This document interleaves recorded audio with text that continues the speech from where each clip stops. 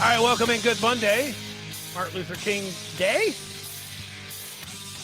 Hope you had a great weekend. Dennis Fithian with you here, ready to get things underway on the Maize and Blue Review Afternoon Live.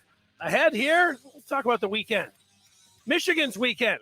You get back to Friday, that would include the basketball team in action. Of course, you had an open weekend with some visitors, recruiting, some news happening there.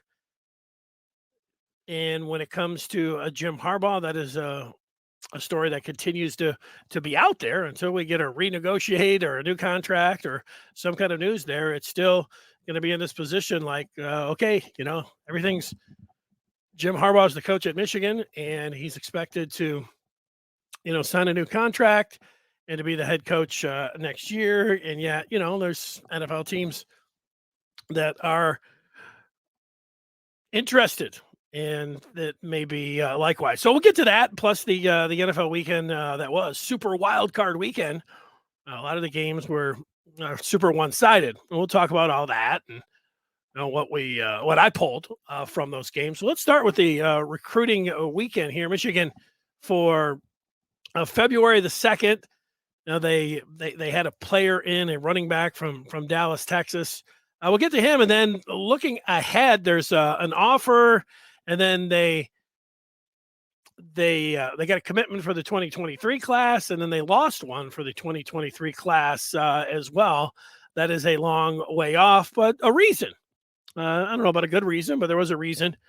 Sometimes things in recruiting don't make sense. At least this one, you said, "No, okay, I can kind of understand that." And let's start with the that 2023 class. Michigan was able to get a four-star tight end out of, he's listed out of Virginia here. He was interested in Ohio State, Penn State, Wisconsin, North Carolina, and his name is Andrew Rappleyea. Rappleyea is an outstanding tight end prospect that comes to Michigan, and we know that you look at the tight end room this year with Eric All and June Maker, who's coming back for next year.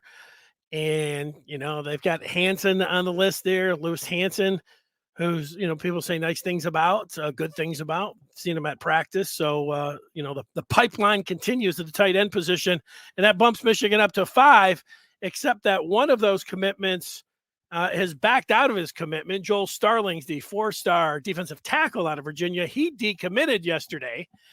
And the reason there is that Sean Nua went to USC, the D-line coach, and the guy that was recruiting Starling. So Starling was like, okay, I'm decommitting. So we'll see if there's going to be anything further on Starlings as this plays out. If, he's just scratching Michigan off his list altogether. We'll find out more about that. But for the time being, Michigan for next year is at 4 when they were at 5 for a minute because of the Starlings decommitment and the Rappleyea commitment, the tight end out of from the East Coast. So there it is for 2023.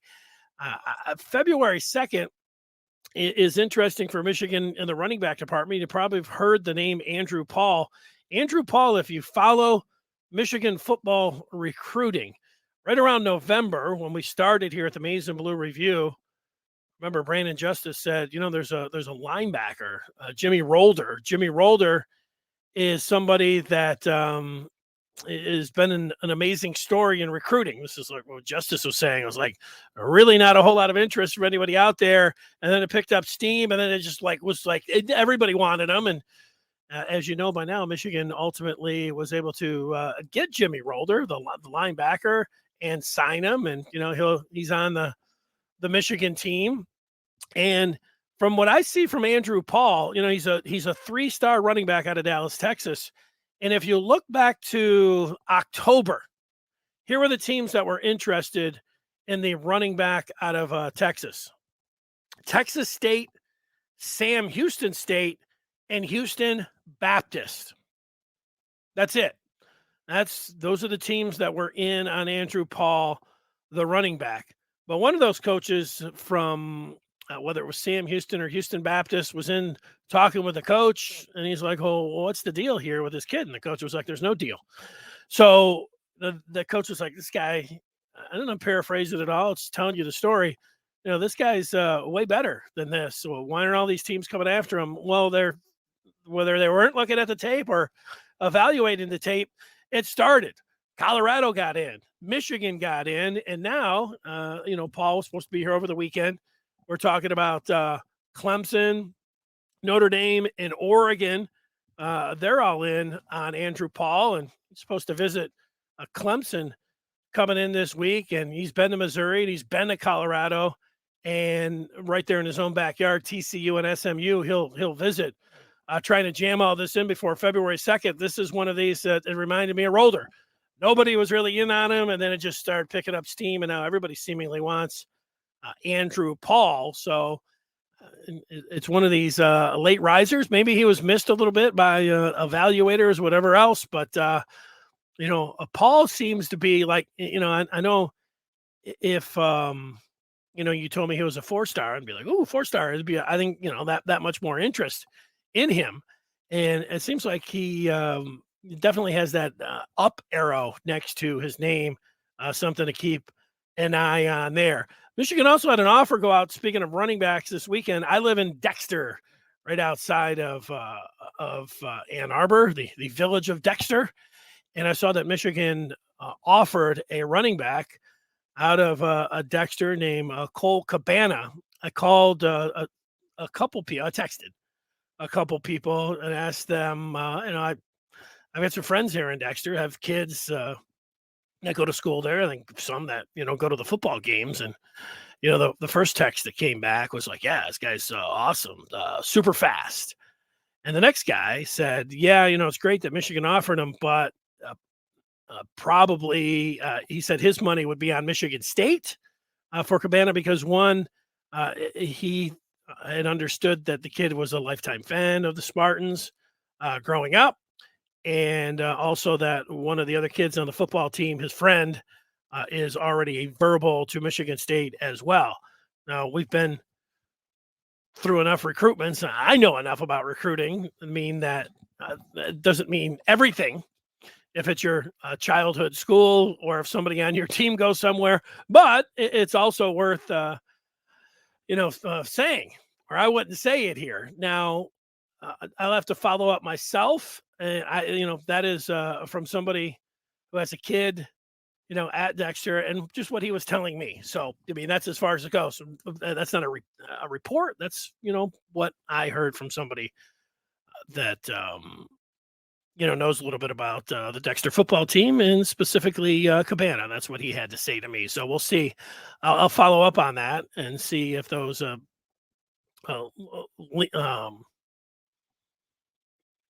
leanings are true, if those statements are or not, but that's what I have right now on the offer from the running back from Dexter, Michigan. Here you are. Now we get back and take you back to Friday. Phil Martelli, Michigan assistant, talked a little bit earlier today, talked about the team and where they were on Friday, fighting hard against Illinois, but, ended up losing by 15 ultimately to the Fighting Illini. And now Michigan was shorthanded in that game, Hunter Dickinson and Brandon Johns. And Phil Martelli saying that, because Michigan plays Maryland tomorrow, he wasn't ready to commit to those guys being available tomorrow, saying that their long-term well-being is what they're focused on. That's when it comes down to Hunter Dickinson and Brandon Johns. So testing, conditioning, all those things, and whether or not they're going to be there for the Terps tomorrow, we'll see. But that's the latest on those two guys. Meanwhile, Martelli also mentioning that Zeb Jackson is currently not with the team. He's not off the team. It's another one of these things taking care of, it's not like mental well-being, and he's still around, but let's see now what happens here with Zeb Jackson. And, Zeb, and you hope the best for somebody like that, get right and be able to get back to the team or whatever else, if he can get everything going. But, when people say, wow, what happened to Michigan, from the preseason expectations to where they're at right now, yeah, the preseason expectations were too high for this team. And, I think you start when, if you're going to describe it, if you've watched the team, yourself, all the different pieces and how it's been put together and where they're at right now. And how it's likely not going to be a tournament team, and they have been a disappointment. So now you recalibrate and just look, can they get some positive growth from some of the players here that and then possibly have some of those guys that may have been only here for 1 year coming back. Those are the things that's the focus right now, whether you like that or not. I mean, nobody likes it. Nobody likes to say, well, you know, um, from the preseason favorite for the Big Ten and talking about going to the Final Four to now talking about, hey, hope we can just see some individual growth. I mean, that's just where it's at. You say unfortunately, but those are the facts when it comes down to it. So things can change. We know how college basketball is, but I mean, if we're just looking at it right now, and you're asking, like, it really doesn't look like a tournament team or an NIT team. That's just the way it's playing. And, it starts, you go, okay, well, let's start with a roster. You start with a senior coming back and in Brandon Johns, and you're hoping for him to take a step forward. You haven't seen that thus far. I would look at some of the other returning players, Eli Brooks and Hunter Dickinson. I think you'd pretty much say, hey, you pretty much, what you're seeing what you got last year for them this year. Now there's more attention being paid to Eli Brooks because last year you had so many other Eli Brooks wasn't the first name that other teams were putting on the board. When you're scouting Michigan, they were putting some other guys in the backcourt. So he's drawing the toughest defensive assignments, and he's he. But I think Brooks is about what you would expect there, and I think the same thing with Hunter Dickinson. Now, yeah, that all the firepower isn't around him, and that teams are paying the attention to Hunter Dickinson. Sure, I mean that part. Does it matter that he's expanded his game, where he's dropping in some or willing to shoot more from the outside? That part really hasn't factored into me. But then you get to some of the other sophomores. We just talked about Zeb Jackson, who you saw flashes of last year, but I thought it was a reasonable expectation to see more from Zeb this year, and we know that hasn't happened. And I think the guy that also got his first start on Friday, Terrence Williams, you're expecting a little bump up, natural with a guy from his freshman to sophomore season, and you also haven't got that. Then you go with the transfer in Devontae Jones, who he scored pretty well on Friday night, but he has also been up and down, and I don't think he's not the guy that I was expecting, and I think the transfer it can't be going as well as he expected. I would think, and it's not going as well as what I would have hoped. So, and probably the same for you. So, that's pretty much it. Then you get to the freshmen, and I think you start with Caleb Houston, and when you're a top 10 guy, and people are telling you, hey man, you're a one and done. You're one of the 10 best freshmen in the country. Well, we see that hasn't materialized, and he's got a long way to go. He's got a long way to go to see if he can. If this was an average or above average team, you'd put Caleb Houston on the bench, and you'd say, hey, let's just practice and see where you go. Michigan doesn't have that luxury, and we'll see if he is able to contribute, get his shot back, and hit the weight room, all the things that you talk normally about freshmen, but when you get one that comes in that's a 5-star and a one and done, you hear all that, and you have expectations, from that. But we've seen it enough times to know that sometimes guys, they don't live up to that high school recruiting hype, and this is one of those cases. My hope with Caleb Houston is that he finds his confidence and finds his game back a little bit. I know that one and done type situation. I mean, if he's going to go pro and somebody's going to draft him, I mean, I don't see that right now. It wouldn't be the strangest thing. There's still a lot of time left, at least in his personal development, before we talk about any of that. But I mean, it sounds silly, saying it here today, like, oh, well, Caleb Houston could go pro. Like, pro what? But, we're not even to the halfway point. So he does have some time here to turn things around.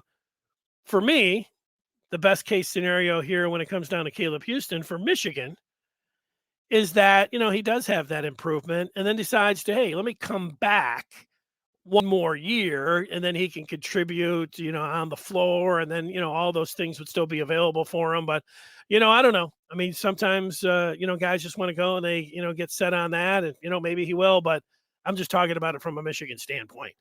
And, it's a little bit of like that with Musa Diabate. He's about what I expected. I mean, like, he is awesome at times. You see the talent, how quickly he's just not somebody that you can depend on to be your top scorer, even your second scorer, not night in and night out. But he's got worlds of talent. You can see it, and I think if you're a Michigan fan, you hope for Diabate. He just keeps progressing. But he'd be another one that maybe he'll go, but maybe he could stay around and actually be a dominant player next year. So I mean, those are the things that at least I'm thinking about when I look at the roster and I'm talking about Michigan. If you have any comments out here, Maize and Blue Review, you can put them on YouTube right now. If you're listening to this via the podcast, you can always find me. You see my Twitter handle on the screen there at Dennis Fithian. My direct messages are open. You'll see a little, if you're not familiar with Twitter, right next up top, there's this little that looks like an envelope. You can just hit that. That gets you to the direct messages. You can send me, whether you're following me, I'm following you, whatever, you can just direct message me there. And I'll respond to anybody and whatever you have to say, critique, question, whatever you want to do there. Those DMs are open for you. And if you are a member of the Maize and Blue Review, the Wolverine Den, the posting board, I always like to hear your suggestions there as well. What you want to see, what you want to hear right now, moving forward, any of it. So check it all out. And yeah, there is a podcast there you can listen to. And I so far, since November 1st, I think I've been here every day at 1:00. So when I say weekdays at 1:00, most of the time I'm here during the week. And yeah, bring on guests and, talk about what's going on with Michigan. And that's what I'm talking about right now. Basketball team does have a game tomorrow against Maryland. We're going to have to wait until 1:00 tomorrow to figure out what kind of team they're going to be able to put on the court. But that's what's up next here for the Wolverines. Now we get into the NFL weekend. I watch a lot of movies, and I'm going to be giving you some of those reviews and things like that, TV shows. But I cut it off, heading into this weekend. I watched Michigan basketball on Friday night. And then, Saturday, I didn't do anything until the 4:30 when the NFL game started. That's Cincy and I was going to call them Oakland, Vegas game. So then 2 games and then 3 games yesterday and then a game tonight. I've been doing nothing but watching the NFL. So I can give you some thoughts on wild card weekend and what I saw and what stood out.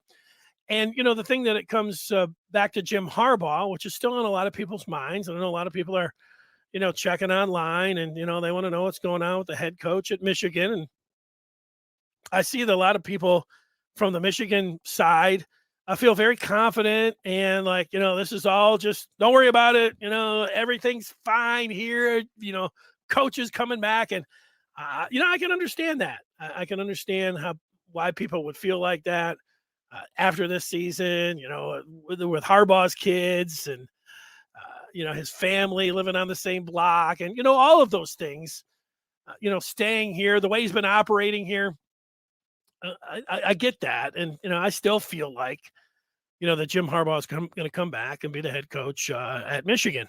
The timing on this thing, I don't know. I thought last week at this time is when I said, hey, I'm going to start getting nervous. I started to get nervous because once it got to, and, last Monday was, the day all the coaches got fired, most of them anyways. And that's when you open it up to say, hey, the report, like everybody knows what the reports are. Harbaugh saying that he had interest and NFL teams saying they had interest. So when you got that, there is that chance. There is that chance. And, maybe Jim just he's got that little scratch and, or he just likes being wooed or he just wants to, whatever you want to call it, kick the tires. He wants to see what level of interest, what teams would actually do for him, what they might offer him, all of that. I mean, all those things could be possible. And, it doesn't hurt to listen. And, the thing with the Raiders is like now The Raiders lost on Saturday. Rich Bisaccia. Do Raider fans want to bring him back? The things that I don't know, like all of that, I think all of you know, and we all agree with. Like, whether you want to make a prediction, say he's coming back for sure, hey, he's going to the NFL. I mean, make your prediction. That's fine. I'd like to know, it'd be interesting to know what Harbaugh thinks of Derek Carr, as a quarterback, what he thinks of Justin Fields as a quarterback. I mean, those are the two most likely landing spots. Not saying that there's not others, that there could be, but those are the two most likely. What does he really think about those QBs? Also, what would he think about trying to go after a Russell Wilson or an Aaron Rodgers? Not in the Bears case, of course. They would never trade him to Chicago, but they would to Vegas. I mean, that's out of conference. There's a possibility there. That's something that he'd be interested in. How much of that is going to be discussed? That and when he does, have a conversation, if he does, with the Raiders in that personnel, and then also talking about control and of course money. I go down all this and I'm saying all this, say that you can feel real confident about Jim Harbaugh coming back, and I feel like that's going to happen. But if you start talking to somebody else, anything can happen at that point. So you put it in recruiting terms, he's a verbal, he's signed and everything, but it's like Jim Harbaugh was an advocate of a one-time transfer. He could be an advocate of, as long as it's out there, then there is a chance. We don't have to, how much of a chance is, go ahead and you can have your guess. We're not in on those meetings right there. Here is a question coming in right off the jump here from KC. Would you be upset if Harbaugh left? It's a great question. I'd be, I don't know, you know what? Upset. I think I would be, if I'm a Michigan fan, I'd be sad for a minute. I'd say, sad because of what, when Harbaugh came in, I can think of all the enthusiasm and the excitement about, hey, he's going to bring Michigan back. And, now Michigan can really get in there. And we knew over the next 6 seasons how that really didn't materialize. And then just what this season felt like. And now after this season, let me see if I'm going to say that. After this season, all of the enthusiasm and expectation, it feels like we're back to, heading in to year one, except personnel-wise, Michigan's better than they were, then. And then, of course, the landscape has changed with the name, image, and likeness, and the transfer portal and everything else. So, I think sadness would be the one thing about Jim Harbaugh leaving. But you know what? Just like I'm not mad. No, not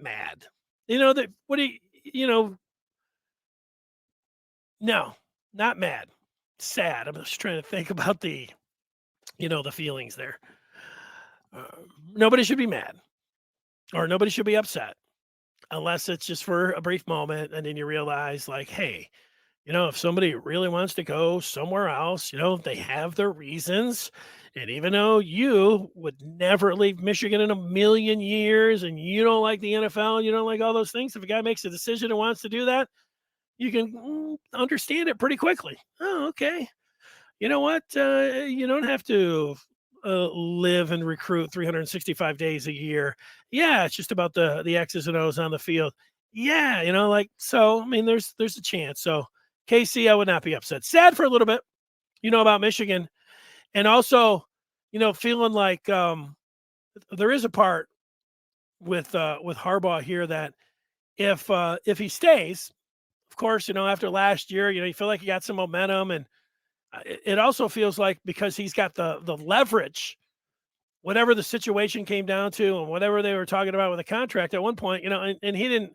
Last year it was obvious, he didn't have very much say in a lot of things because I don't think he was offering like, hey, go ahead and, take whatever I was making and just cut it in half. Let's make it all incentive based. I don't need the money.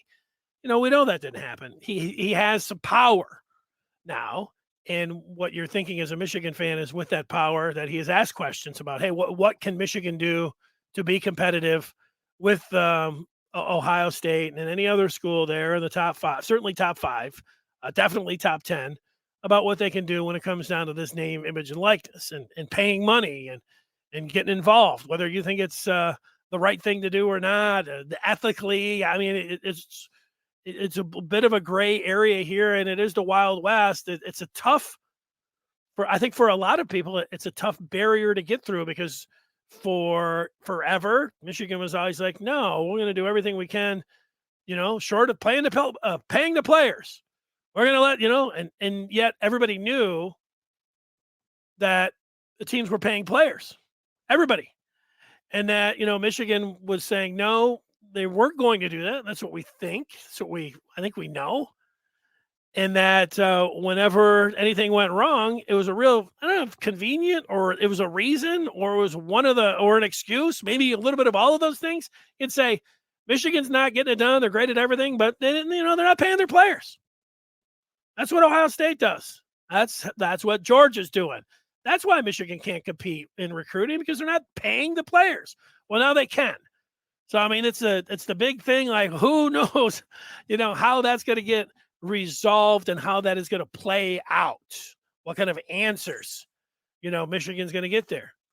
I'll tell you what, you take 10 Michigan alum, you take 10 Michigan fans, you sit them in a room, you say, hey, are you guys all for, paying these players, whatever, so you can recruit with Georgia and Alabama? What do you think? And the alums are like, nah, if they don't want to come to Michigan, then, let's not, just, hand out wads of cash. We'll find some little things to do, but that's not that important to, what's important is people wanting to be here and be at Michigan. If they want to get paid, let them go somewhere else. People say, what are you talking about? I think like you'd take 10 other fans and they might say that, like, hey, then you're never going to be in the top four. You're never going to win a championship if that's your attitude. So I don't know what, I'm not sure that anybody right now knows if Michigan's ready to do that or not. But I can tell you this, if for a second we just had Jim Harbaugh going to the pros, it's going to feel like all those things are not happening. And so, that's where when you ask if, you'd be sad, because there is going to be the feeling like, wow, Michigan is, they are not wanting to play with the big boys here under the new set of rules. What you can do, they're going to kind of stay with it, and that's going to be disappointing to a lot of people. But it's hopefully explaining that the right way to you. Let's see, LTM, Michigan salute everyone. There you go, throwing it out there. A follow up from KC. It's not against the rules to pay players. What is Michigan's holdup? Well, the one thing is you're right. It's not, but it's new this year. And the approach could be whatever it's going to be. Let's say, there's the quarterback out of Detroit, Dante Moore, like, the Alabama quarterback, Young, it's like, hey, he's getting $1 million. If Michigan comes out publicly and says, yeah, we'll give, Dante Moore, however it gets out there publicly, that he's going to get $1 million. Well, then JJ McCarthy, who's on the team right now, say, where's my mill? And, then you're coming in and your Kate McNamara is like, I want $1 million. And anybody that's on the team is like, wait a second, where's my 100,000? Like, everybody's going to want to know where their money is. So how they present it, that's the holdup. The presentation of how you're getting compensated is tricky. And it's not as tricky, if you were to, let's just say, I don't know, let's just say you're Georgia, and Georgia had a lot of different ways in gray areas that they were getting compensation of players through, uncles or pastors. And, these are the things that it appears that how that part of the game, the old NLI was working. They have long established, the way that it's going. And, no, they weren't coming out right out. And Georgia wasn't saying, yeah, we're hooking up anybody that wants to be hooked up. They did it under the table. And, that's might be the way that it's working right now. So I don't know. That's, to me, when you say the hold up, how they present that, how they want to approach that, how much, they want to get after that when it comes to name, image, and likeness. I mean, all of those things, are going to be the number one topic in the offseason here. It's already, I mean, it's been number one. It continues to be the number one topic, and that's not changing anytime soon. We don't have a great set of rules. It was only year one.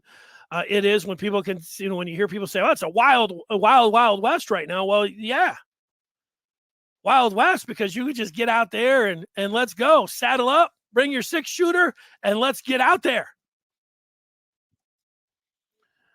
Yeah. Cool saying schools will have to deal with that. That's right. We're going to have to deal with that and how that works. So, yeah, just going back. You're just joining in here.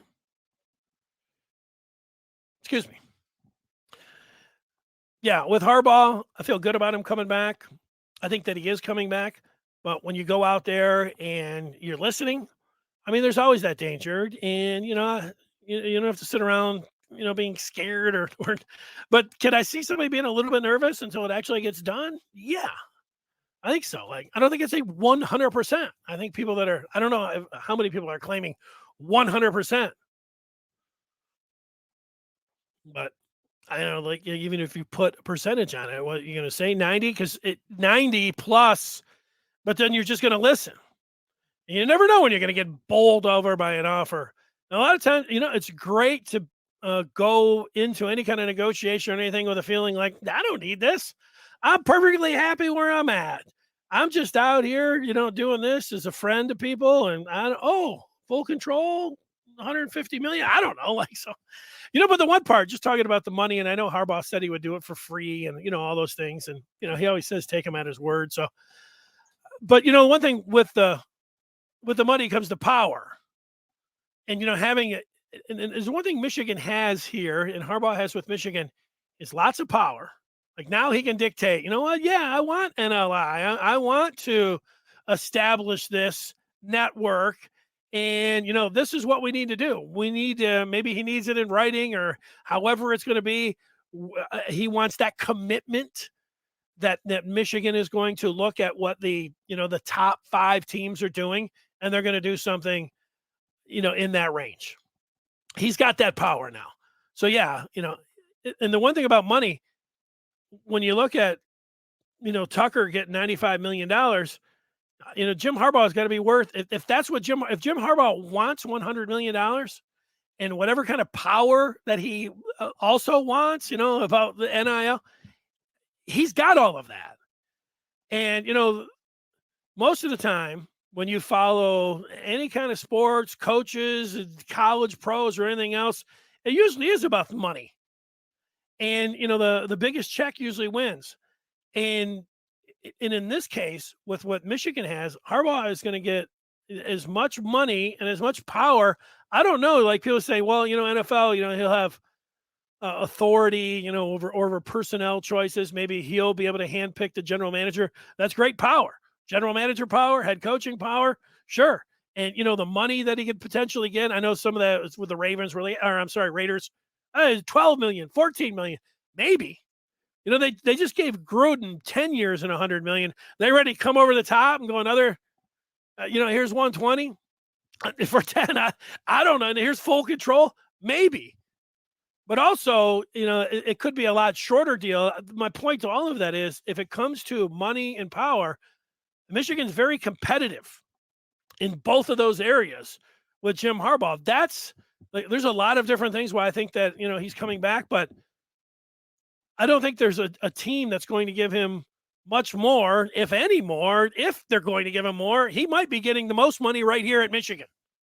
And in terms of power, like, anything that he wants, he should be able to get with where he's at right now and the leverage that he has. So whatever he's going to ask for, I think Michigan's going to say, okay, whatever you want. Here's not only the blank check, here's the blank piece of paper, whatever you want on there, Jim, just write it down. They're going to get it. Power, money. I don't think anybody else can, compete with that out there. That's why I think that ultimately he is coming back.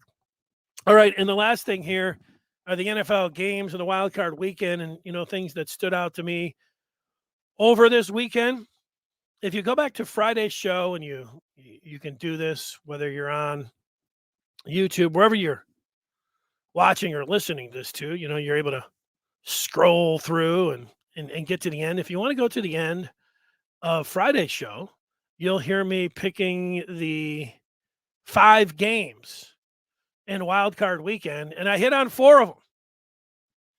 4-1 heading into tonight, and tonight I'm picking the Rams -4. So you always hear like, I got it going, and I know I just made my pick just like everybody else. But when you're 4-1, you feel pretty good about going 4-1. I've been 1-4 before, but I was 4-1, so I feel good about that. But to get that quarterback right in football, you're seeing it in Cincinnati. Like Joe Burrow, I mean, he's elite. That's what you want in the NFL. And you can go through a lot of different things. Well, you want this, you want that. What about Stafford tonight? Look at Matt Stafford was never an elite quarterback. He flashed some elite skills in 2004. Is that when he threw the 5,000 yards? It's a long time ago. There was 2014. No, 2014, 2000. Just it's the year that he threw 5,000 yards. That's a long time ago that he just flashed some elite skills. He doesn't have that. Joe Burrow looks like an elite quarterback. And Cincinnati was criticized when they took Jamar Chase in the draft ahead of the Lions pick Penei Sewell, saying, you know what, you got to have somebody that's going to block for him. And even though he got hit the most, they still need help on the offensive line. I mean, Joe Burrow and Jamar Chase, man, that 1-2 starting point, they got it. What's it going to take to compete with Mahomes and Hill? And it's going to take somebody like Joe Burrow, and they got it. So that totally stood out. There was a whistle in that game when Burrow was running over to the right, threw into the end zone, and they made a point saying that that's crew, or that particular ref umpire, he's not doing any more NFL games. They blew that. They may have blown it towards the letter of the law, but that's also one of those things.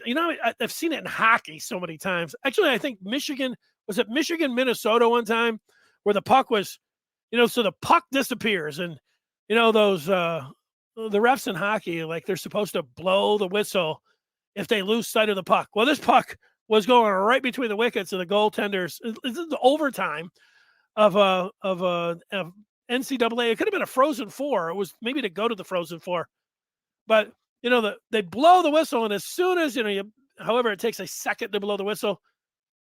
As soon as he's done blowing the whistle, like, you see the puck going in between the guy's legs, they blow the whistle. You see it like right behind him. Like, it wouldn't have mattered. The point was to the blowing the whistle and the play's dead.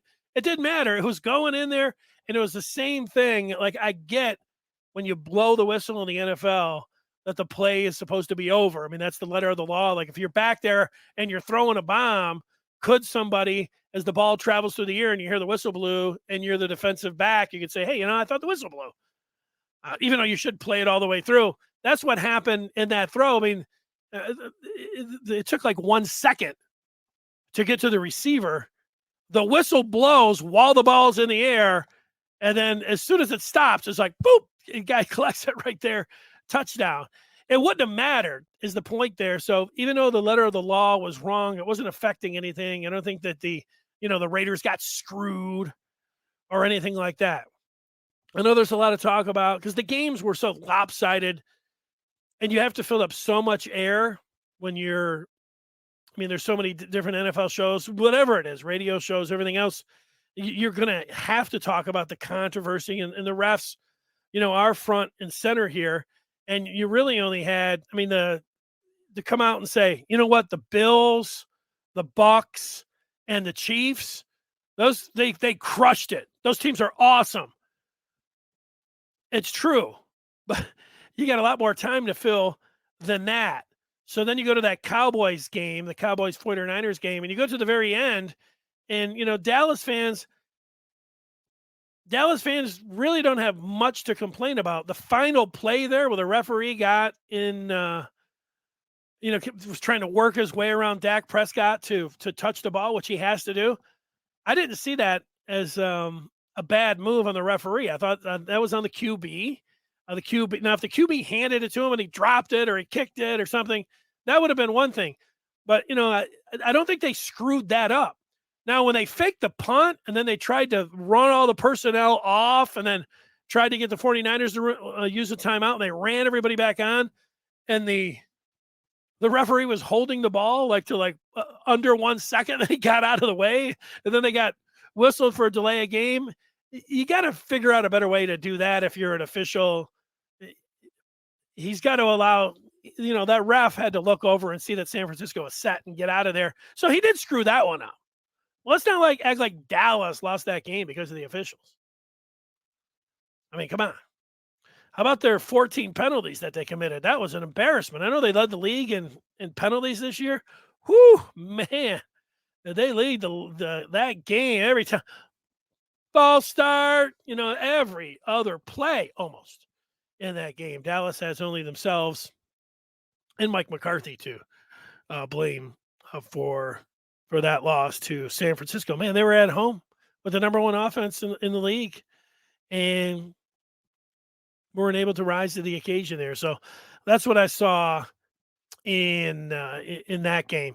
And, it did give a lot of people around here, and I'll give it a couple seconds here. When the Lions did play the Cowboys in the 2014 playoffs, the Lions did get screwed. The Lions got screwed with a face guarding penalty that should have never been called. It was, or should have been called. It was the exact textbook definition of egregious pass interference, and it didn't get called. And on the exact same play, what was also enforced that year in particular, like they're saying, hey, they're really, keeping an eye on this. They didn't want players out on the field that, weren't participating in the play. And on that play, Des Bryant took his helmet off. It was out at the hash mark right into an official's face. It was a total. That was 15. The other one, was 15. There was still, I think there might have been 10 minutes to go in the game. The Lions punted. It was a 4th and 1. It was a disaster. I don't know. It was a 10-yard punt or something. It was, and then, Matt Stafford still had with over 2 minutes to go and timeouts in a 1-score game, and he couldn't get it done. So the Lions, while they did get screwed, they had opportunities, after that. But nobody's, sitting around crying for the Dallas Cowboys. Certainly not here in Detroit. I mean, come on. Detroit's not getting any. Cowboys aren't getting any sympathy from Lions fans who got screwed out of that 2014. A couple of those calls. It was heartbreaking, and they did go to the playoffs once. After that, they didn't score a touchdown against the Seahawks. So that's it. So there we go. Harbaugh, the NFL playoffs. The Michigan recruiting weekend, the Michigan basketball team back in action. We'll be talking about that tomorrow. Thanks for joining us. Any of those times, remember, you go, if you're listening to the podcast, love to have a review in there. Of course, we like you to subscribe to all the stuff at TMBR here. And we want feedback, because if there's something there, he's like, why don't you talk about this? Talk about that. You know what? I'll talk about it. Send me a comment. Send me a DM. Give me a review. I'll do that. And until tomorrow at 1 o'clock, we'll talk with you then. See ya. It's been the Maize and Blue Review.